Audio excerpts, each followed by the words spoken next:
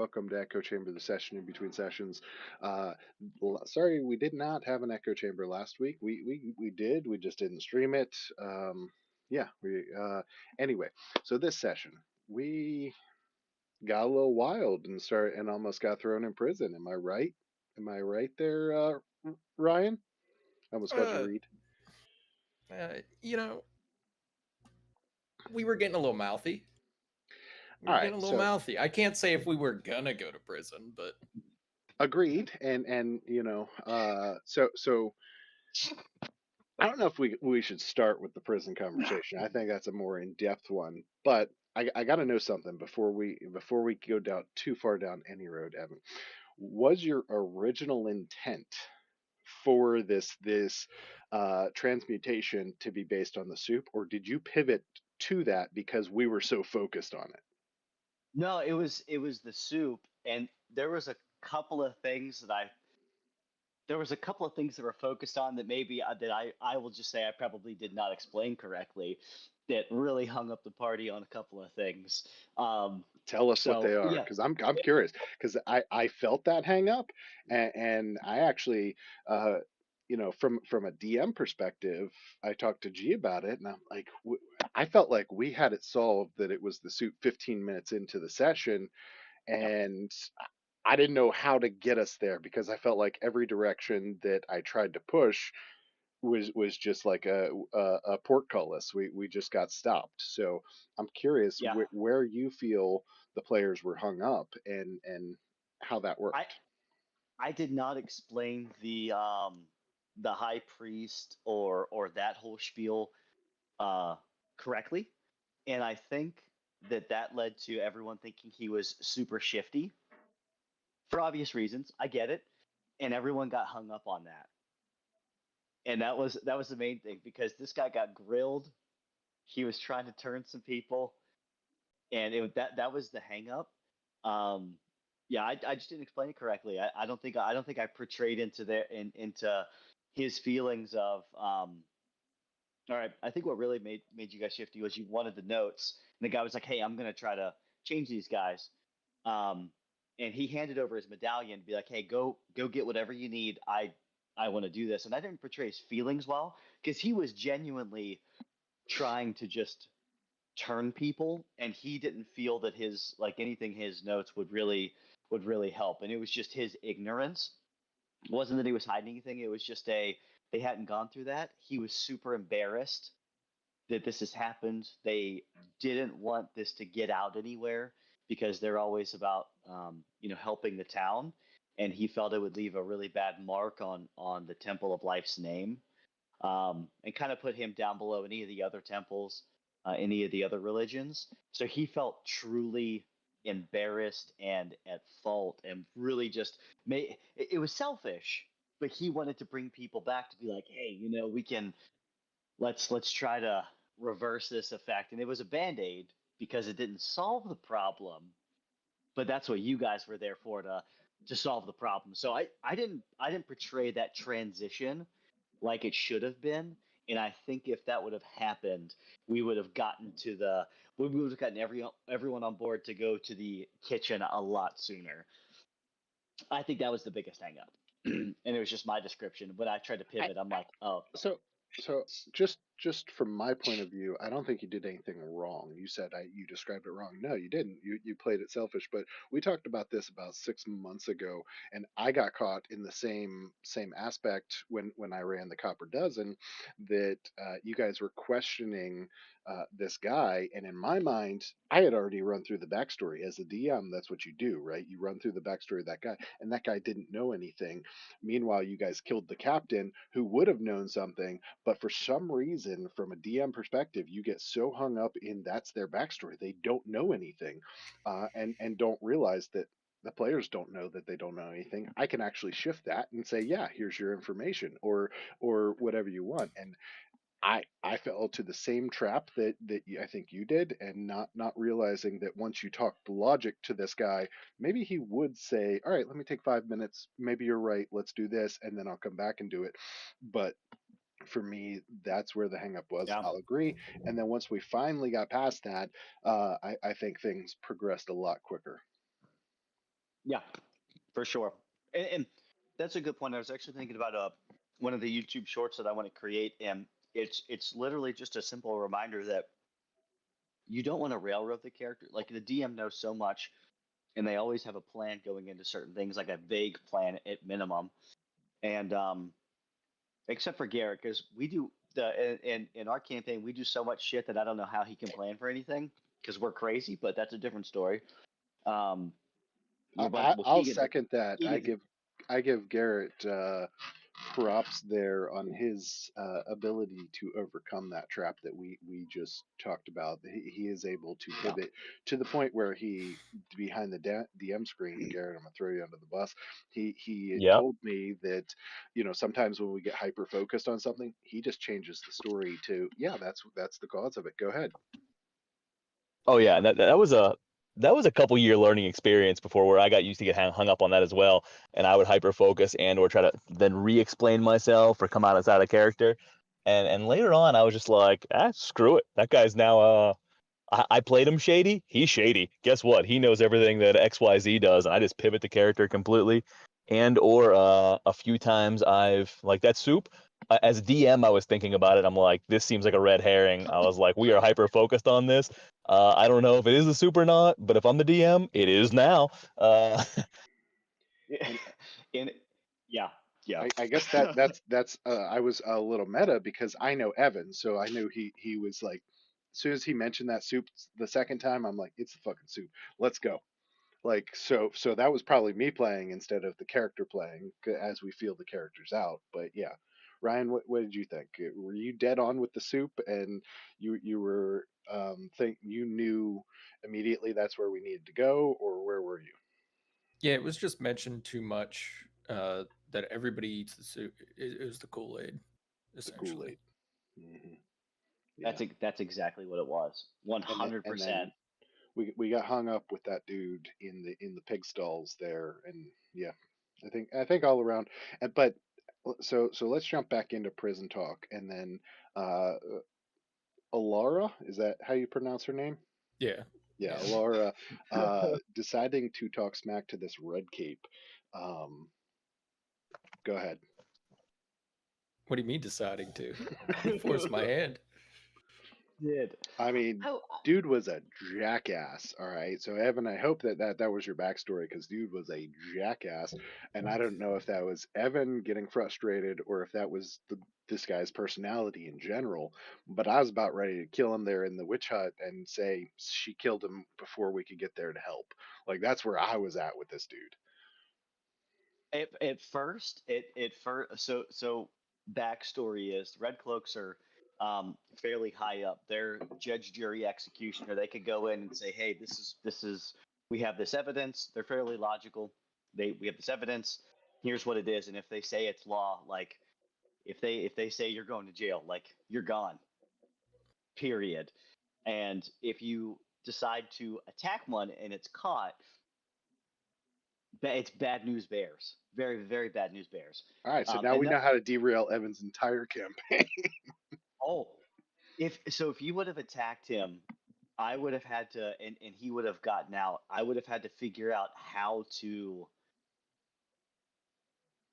get the characters back in good graces in the capital city, because it would have basically been your heads are on a wanted poster, and that would have shifted the entire campaign, which actually would have been kind of funny.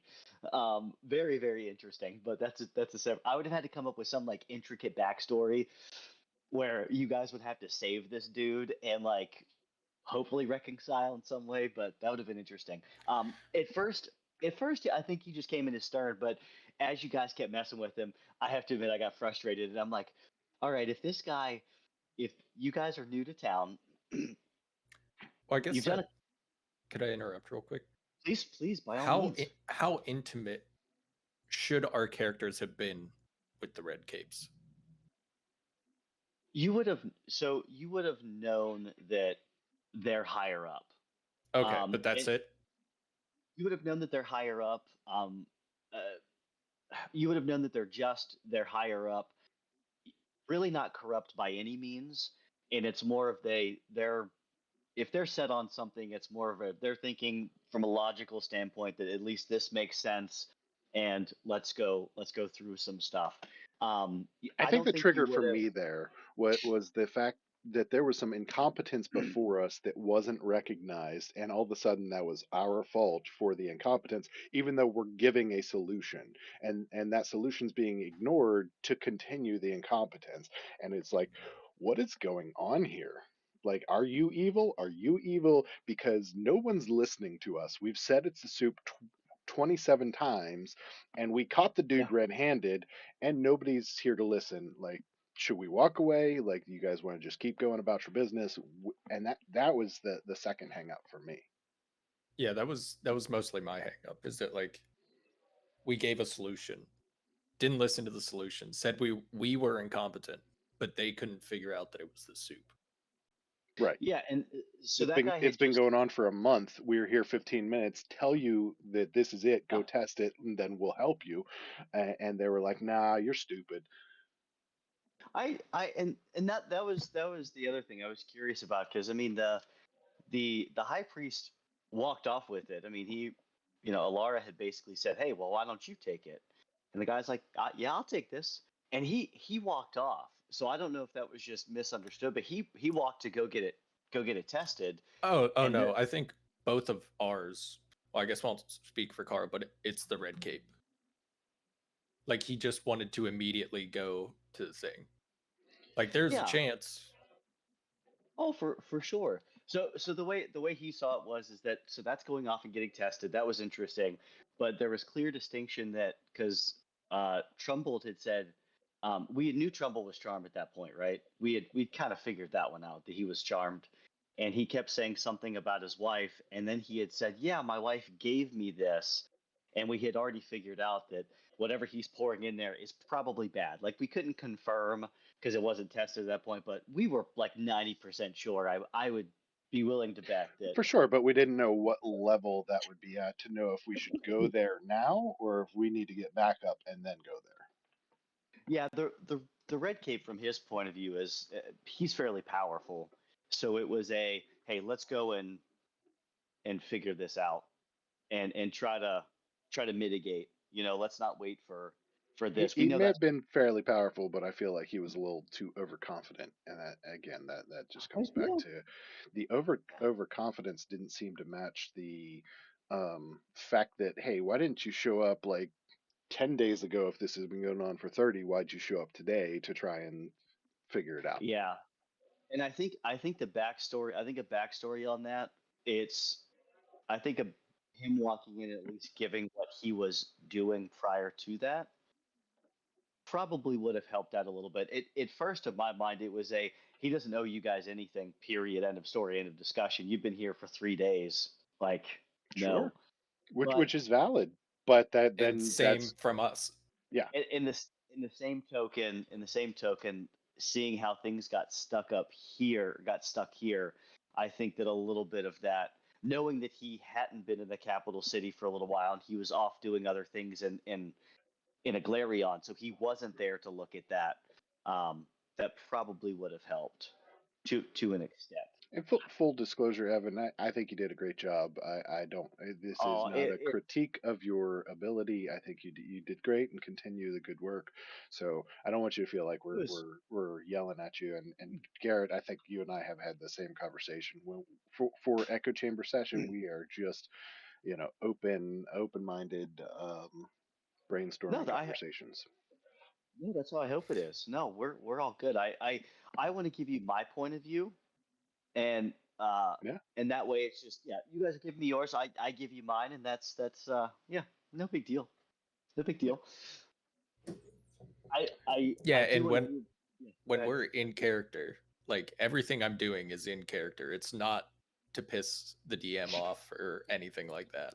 It's That's I a just good will point. say. strictly That's a good point because it could turn into so there was a little tension and you could feel it a little bit with the I felt it a little bit anyway. I won't speak for anybody else when I grabbed the high priestess in order to try and shake him because I thought maybe he was charmed, and then everybody pulled up and threatened me with prison. I felt that little bit of tension of, is this the DM against Carl here? What's going on? And so I backed off and I was like, okay, go ahead, go about your business. I'll just sit back and wait it out. But I do want to avoid that DM because I was just completely in character. That I don't want it to become a DM against the party. Oh no, not at all. I didn't realize you were trying to shake him out of a charm. If you said that, I missed it. I I knew you went didn't, up and like but and I just shook him. grabbed him and shook him. Was that what I said? I want to grab Yeah, him and shake him a little bit and say and talk logic to him as best I can. Um, I read that as more of a aggression. That's how I had taken it, and that's why the guards came up. I think if we would have clarified, it was more of a hey, let's just like, are you charmed kind of deal. That was just my. I just went off on one side of you were being aggressive, and that's why I took it that way yeah, and because I'm some like, of that boils down to just getting to know the characters still, right? yeah, oh for sure, absolutely, absolutely. I was thinking of your half orc rage and whatnot. I'm like, man, this guy's gonna chop some people's heads off. Yeah, we'll see. I'm just kidding. Gee, anything from your side of things coming from a DM perspective? I feel I know I always try and look at it from both sides, not always successfully, but anything that you saw from both sides. No, a lot of fun on the session. A lot of things you brought up already, I was very curious of Evan's perspective on. I couldn't wait to talk about those things like the soup. It always interests me of him, Mercer, and other DMs. How much is pre-planned? How much is pivoted? And how much is just made up on the spot? Uh, as a DM, I'm naturally curious towards that versus the intricate details as they get described. So I really like hearing the background from what Evan was thinking, how he felt during these moments, and what he was intentions Trying were to plan heading into it. what I was trying to plan. Yeah, I think you Yeah, get what better. what are you trying to plan versus what do you improvise? I think you get better at that pivoting the longer you do it. It's like, your first Oh improv yeah, class versus your 100th in improv class. Like you just, yeah, night and day difference. I don't think it went Absolutely. that well. I don't think it personally went that well, and I don't need anyone to say it did or didn't. That's fine. I didn't because I need to be able to pivot more. Um, because I don't know, like I had things planned out in my head of like where things were kind of going to go, what I thought you were going to get hung up on from like just from knowing campaign one, and I'm like, yeah, that didn't happen at all. Um, So, so for No, me, it was honestly, I thought it went okay. go. No, go ahead, G. Please. All right. Oh, I was For gonna say, me, I thought it went. I oh thought it went my well. goodness, I'm gonna kill him. Go ahead, G. All right. Sorry, I think I got a little bit of a lag here. Yeah. Um, I thought it went well, Ev. I thought you did good. I didn't. I'm not criticizing by any means. It's always you should. interesting on how the intention is. It's probably in some cases more frustrating for you than us. If we interpret them as ignorant pricks, and you're like, no, we're supposed to be best friends with these guys. Like, does it bother you that the intention versus the reality's off? But if at the end of the day you're like, no, I wanted you to find them to be ignorant pricks and create some frustration there, then cool, it met the objective. But from the outside looking in, we don't know the intention, we don't know the objective, so it's just okay, cool, we're good with it. Red coats are now annoying to us. Got it. And so Y- it does pivot a little bit. Yeah, and that's Yeah. why I asked the question about the soup, and why I asked the question about the red coat or red cape or whatever, because we just don't know. And I think for me, it's not about your pivot. It's about a misinterpretation. I think you said it best earlier that um, how'd you say it? I forget how you said it, but you didn't understand that uh, he was shaking him to see like, is this Yeah. dude charmed? Is he evil or whatever? And I think that's not a pivot for you. That's just a stop and wait. Are you doing this out of aggression? Are you trying to intimidate, or do you want Yeah. to like what's your goal here? And I think that's for me that's the solution. Either the player or the DM needs to get the goal across better, Yep. which comes with Completely time, agree. right? Yep. Couldn't agree with you more. And that's yeah, we ultimately got where I had planned, but I think some of the mechanics could have been um I could have For fourth session, Made I think a little I bit think more you're real. on par, man. I wouldn't worry about anything for Agreed. fourth session. So, I think I so it might maybe really you it guys might wanted even mentioned be this. better. I wanted to kill all of you though. Then we did our jobs. Yeah. Dude, I, I'll say this, Garrett, and I know you wanted to say something. The only thing I'll say is I changed the green hag, the coven green hag, not to have a higher level destruction spell, Yep. but a higher level, and forgive me, enchantment spell. Because I knew, and I figured it would be Keegan. I knew that someone was gonna like try to mess with her really bad. Um, like the overall intent was for her to chat and do some things, kind of give you like a underlying feeling about some things that some foreshadowing. And I'm like, I wonder who's gonna ruin this for everyone and get everyone killed. And I'm like, I'm not gonna give her like fireball or like delayed fireball or something like that. I'm not gonna. I don't want them all to die. But I knew someone was gonna mess with her, and that's why I stuck Keegan with what happened. So let me ask you this. And maybe you talked about this. I had to step away for 2 quick minutes there. Did you intend us to win that battle, or did you intend us to get mitigated so that it had to turn into this quest, or were you just letting it play out? I did not. I did not intend for you guys to win that battle in the slightest. Okay. It was one of those where it was again. I really wanted to use it for foreshadowing for a handful of things because right now you're seeing that there's hags in here, and maybe there's other hags. You know that there's a green coven here. You don't know how many, but there's a coven there, and you know that they're pissed off at some other hags that are trying to do some other stuff, and it's getting territorial, and some interesting things are happening behind the scenes. But I didn't want you to win that battle. It was just more of a power thing, also to give some fun details. Okay. I I also I will admit because it didn't happen. I did plan on um I planned on you going in. She had no intent on trying to kill everyone. She has more sinister things to do. She has a bigger plan that requires some puppets, and she had no intent on really trying to kill anyone. And quite frankly, the Red Cloak had a couple of things that would have at least helped the party if someone really would have went down. I did plan on cursing a couple of you, and that was actually going to spin off and be another little quest for you guys to be able to um, figure out that curse. But that didn't happen. Now Keegan's stuck with his blood on. He's stuck with a promise to a hag. So Keegan really yeah, does just play the same character every time, huh? 100%. He is I going to figure forget that he has that promise in about 2 weeks. Oh, for I sure. you have I I am honestly looking forward to that because yes, he's gonna forget.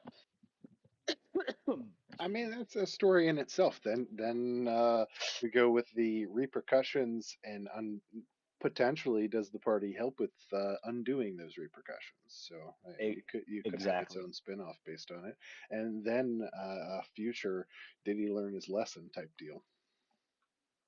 And that's the fun part. It at least gave me some stuff that we could play on later with, which I think is really interesting. Um, didn't think I was going to get a signature. I just certainly did not plan on it, but kind of happy it happened. Yeah, I Yeah. full disclosure. Carl wanted to make a deal as well, but didn't make sense that Zutog would even think to make a or know much about these things anyway. So I just Yeah. sat down and just played along. Yeah, that's where Gorge didn't know enough whenever I did my check to recognize what we were up against or what we were doing, and it bothered me as Garrett, but it was the right way to play it. I wish I had rolled higher. I desperately wanted to go a couple different directions. You know, in sitting back behind the scene now and actually seeing things play out, I think it's really interesting, and it's hard because it's I kind of get the feeling from the other side now because I know how it feels to like want to do something, but not because I'll roll for Griswold to see if he'll do something or not. And now I'm seeing from behind the scenes and trying to pinpoint like what you guys are gonna do based on your like what would Carl or Garrett do versus what their characters will do, and it's really fun to watch. It's like people watching to an extent. It's fascinating, but For it's sure. Yeah. I have to admit juggling everything. I got to get better at that because it's a lot. It's fun, but shit, things go sideways quick. I enjoy it though. I really Yeah. enjoy it. Yeah, I go ahead, if you Rob. hadn't threatened Alara with prison, she would have taken action against the Redcoat. Like, not like hyper aggressive, but I I figured, and what I didn't want to do because I wouldn't be able to go like if you would have attacked the guy and he would have, and like I said, if he would have gotten out, it would have been very hard for me to not have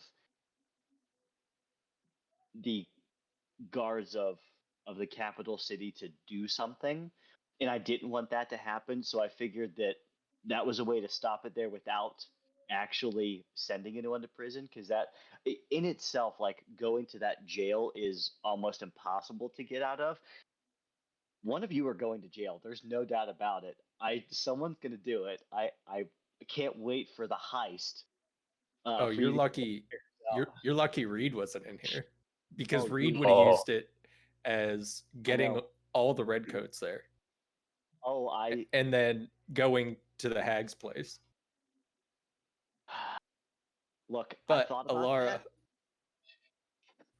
Go ahead, go ahead. yeah, but Alara wouldn't do that.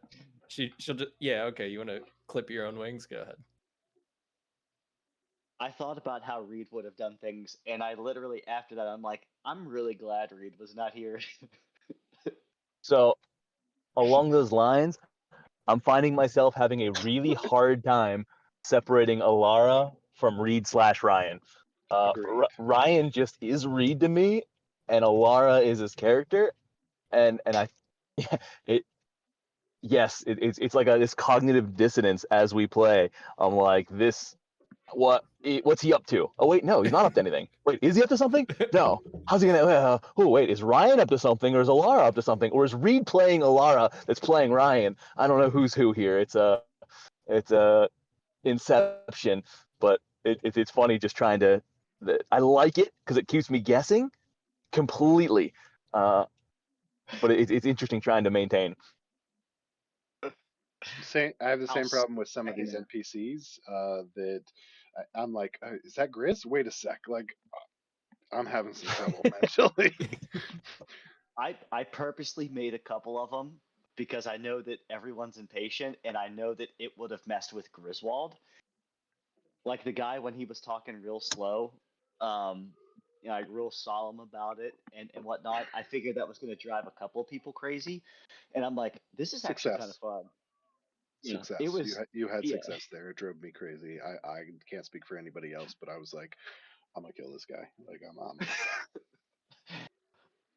when I saw I everyone's found it eyes start soothing. twitching, dude. It was a little Hammermel esque. I saw your eyes twitching, Carl, and I'm like, I feel good about this. I really do. Yeah, but that's so. To bring it back from your perspective, you were probably a little frustrated with us, and from our perspective, we were a Oh, little frustrated with the hang up. What for yeah. myself, I can feel like the heat coming up a little bit in my neck and my cheeks, and that's when I just say, okay, take a break. Like, and I just get quiet for a little bit just to take a step back and look at it logically and say, you know what, this is not Evan against Carl. This is all Yeah. right. What's going on here? And do I need to look at this differently? But I'm sure everyone experiences that. How they deal with it might be different. I don't know. All right, not to switch gears or take away Let's from, go. but we do have a bit of a hard stop. G, I know you and I talked separately. How do you feel about us teleporting up to the balcony? Oh, we're Oh shifting gears. Okay. We are Uh, shit. shifting gears. yeah. S- Honestly, I was stunned.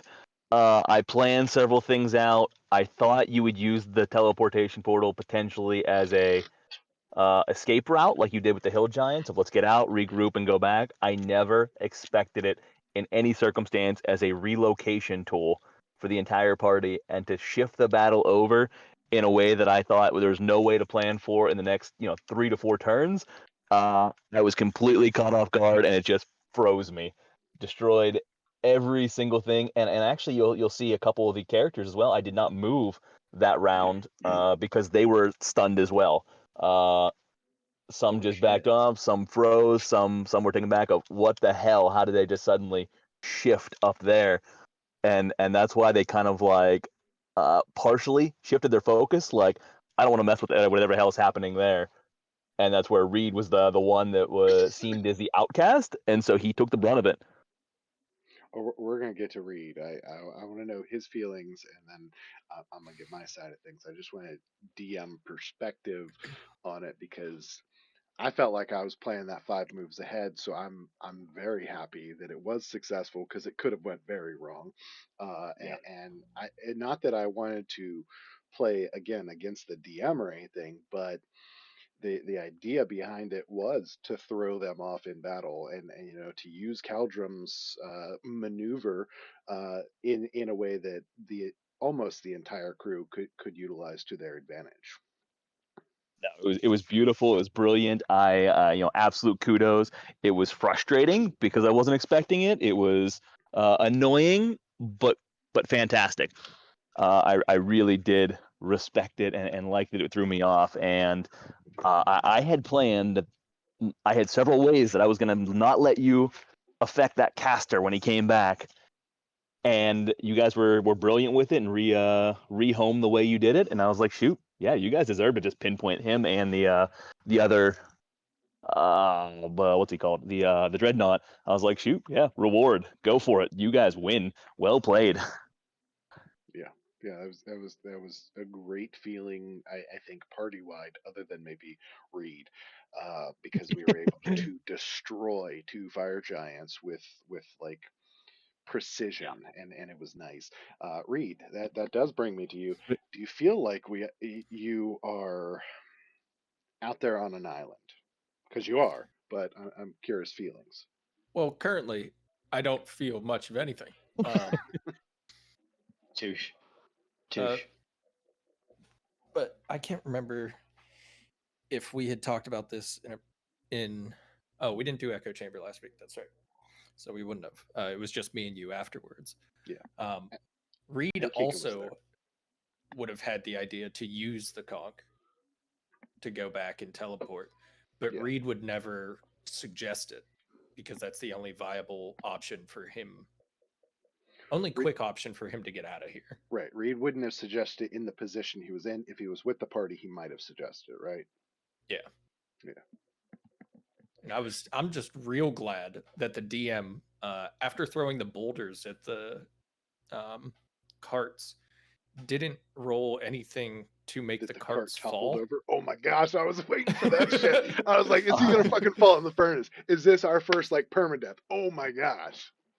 The DM had a plan and had a thought and action on it, and he did roll off screen about how that would be handled. And I do have mechanism in place, so it did not get to play out. But Well, I'm glad it didn't.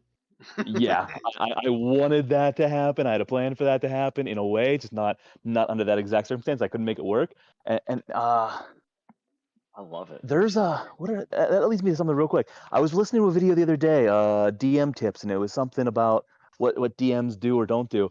And that one brought up a really good one that not enough DMs tell you what you don't see, or what you don't see happen sometimes. And I realize I don't do that as much either. It's actually kind of cool if you knew some of those mechanisms in the background. As long as the players don't meta, which we got a few of them that might a little bit.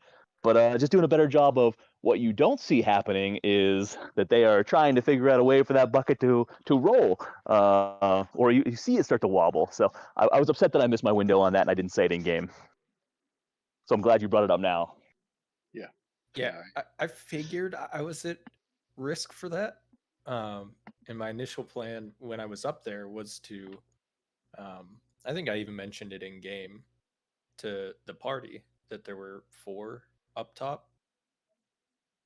Because my initial plan was Yes, to get You over did. top of the dreadnoughts to essentially quote unquote get around their shields, yep, or at least attempt.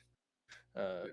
because Reed noticed that they don't really move far, so they're probably not too agile. So I might be able to get a distracted advantage on hitting them. yep. Um, and that was my initial plan. But seeing those two fire giants and two, I forget what else was up there. I was The like, well, I can't goblins. do that. I think two ogres, if I recall. Yeah, two ogres, I think. So I was Fuck. like, I'll take my bets with the goblins Mhm. because it'll if I can at least kill one, I can get over there and out of range of the fire giants. But then I missed one, and it just went downhill from there. So what you didn't see was by you doing that too, you distracted the goblins from running back and sending warning the other way for a few turns. So just your presence up top on those pillars a few turns earlier delayed them. So those ones you're facing in the hallway right now would have had a chance to get out onto the balcony with the earlier warning system and cut off your route a little bit more and would have had the high ground. So you did buy the party time just with your mere presence up there. You're welcome. Yeah, no, that's a great point of what the party may not have seen. So with 6 minutes left, Evan and I talked, Keegan and I talked, and Eric and I talked.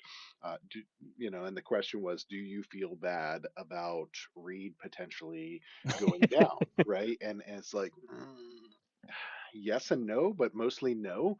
We all understood that coming in here there was potential for death. That's all there's to it. The understanding was made, and Reed positioning up there benefited the party, but at the same time it isolated himself. So I can't feel bad, like because I think about if Griswold I mispositioned, that's on him, and he has to understand that and position correctly. So Amric does not feel bad.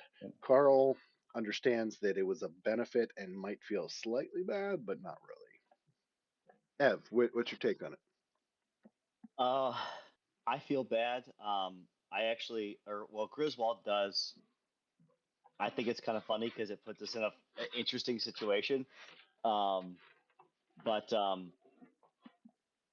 the positioning definitely helped the party, but it was bad circumstances. Griswold feels bad because he thinks now that Reed and him kind of have like a somewhat of an understanding just from the last couple of episodes. So it's kind of like a hey, we're actually starting to like we're not going to be best buddies, but we're cool.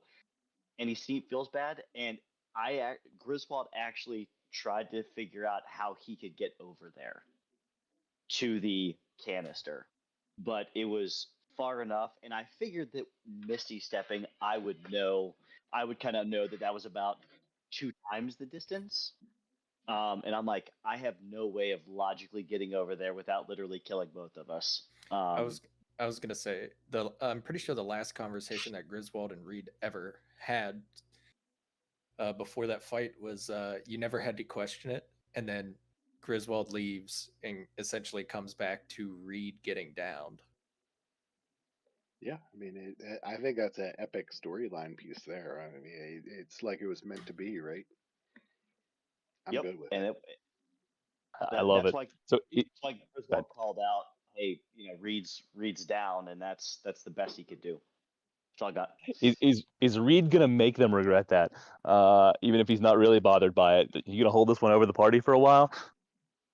Um, actually hold it over them? Probably not, because Reed had the thought. Reed would have Got it. known a way to reposition, Yeah. because he's pretty much always used position for his benefit, And there's and there's also knowing that go ahead, sorry.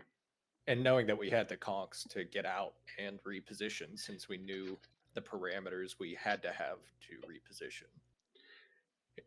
And there's also a level of positive aspect to this where Reed went and positioned the way he positioned, and the party trusted him that he knew what he was doing and kept moving forward. That's kind of the way I look at it. That if you are in a squadron and this guy goes over here, you got to trust. and the fact that the party trusts each other that well without trying to like say hold back, no, hold the teleport, get back down here, Reed, and then wasted 2 rounds for that process. I think that speaks positive. Personal opinion. Yeah, and I think we calculated it would have taken 2 rounds for me to even get back to you with full movement, Yeah, I like think you could have done full it in one and a three half, and then we dashes. would have been positioned. We could have shifted a little bit too, so 1.5 rounds, and then someone to be able to teleport, and then because we would have come back at the top of the next round, I think it would have been okay. But nonetheless, I think that trust aspect is there, and I think when Reed comes back, I'm gonna say when he comes back and we get him back with the group, and after this fire giant battle, because he's not going down. I'm not worried about it. When he comes back and the party gets past this battle, I think it'd be fun to have that conversation and Reed to be like, you know what? I positioned this way and you guys trusted me. Granted, I went down and we don't know what will happen for the rest of that conversation, but I think it'll be a good conversation. Yeah, it'll be Okay. interesting to see how everybody takes it. If Does anybody And I just has the okay. ability to talk. does it change people's views now that they've seen Reed put himself in that position that he hasn't before? Does it change their views? Do they start to trust him more? Like what are those aspects? I enjoy that. Yeah, and did Reed have ulterior motives to make it look? Yeah, was he putting on a show? Go ahead. With 1 minute left, I just want to put out one comment. Never in the history of this campaign, under any circumstance, do I recall wanting you guys to fail a roll as badly as I did as that teleportation back to the facility for that plan to have left Reed stranded behind. Not because I want anything to happen to Reed, but just because the epicness of you guys realizing you left Reed behind uh, in the fire giant lair on his own, hanging out in the cart. I think that I, would have been absolutely amazing. I fully trusted Reed and knew the risk, but I assumed, knowing Reed, that he would go down and he would burrow down into that mountain and get himself out. So I was not worried. It was the same thing as Amrook going to the bag in the bag and going to the astral sea. Like you guys, not that you guys had that time to think that through and trust, but it was the same for me. Like that's the sacrifice that needs to be made, and we'll see you in 2 weeks. Yeah. So with that, All we'll right. go On that ahead note, and end I it. know I got to Yep. break off. Thanks everybody for watching, and we will see you on Sunday.